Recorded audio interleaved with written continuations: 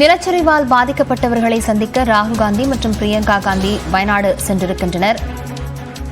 முன்னதாக நிலச்சரிவால் பாதிக்கப்பட்டவர்களை சந்திக்க ராகுல் காந்தி செல்வார் என கூறப்பட்டிருந்த நிலையில் கனமழை காரணமாக பயணம்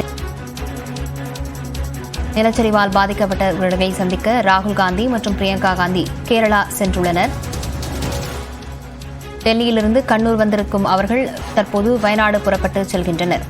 விவரங்களுடன் செய்தியாளர் முகிலன் இணைந்திருக்கிறார். முகிலன், எந்தெந்த பகுதியை அவர்கள் முதலில் பார்வையிடவிருக்கிறார்கள்? விவரங்கள். லாவண்யா, தற்போது ராகுல் காந்தி இந்த கண்ணூர் விமான நிலையத்தை வந்தடைந்திருக்கிறார்.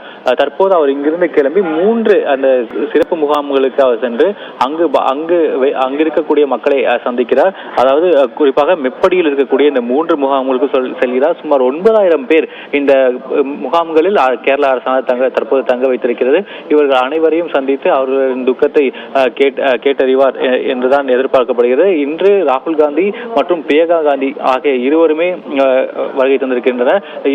இவர்கள் இருவருடன் சேர்த்து கேரள காங்கிரஸ் தலைவர் KC வேணுகோபாலும் இவருடன் வருகிறார். இவர்கள் பாதிக்கப்பட்ட மக்களை சந்தித்து அவர்களின் துயரங்களை கேட்டறிவர். ஏற்கனவே அவர்கள் இதுக்கு முன்பாகவே வரதாக திட்டம் இருந்தது. ஆனால் அந்த வானிலை மோசமாக இருந்ததால் அவர்கள் திட்டம் அப்போது அவர்கள் வரவில்லை. அதனால் இன்று மாற்றிவிட்டு இன்று வந்திருக்கிறார்கள். இவர்கள் நேரடியாக 3 அந்த முகாம்களுக்கு சென்று மக்களை சந்திக்கின்றனர். லாவண்யா,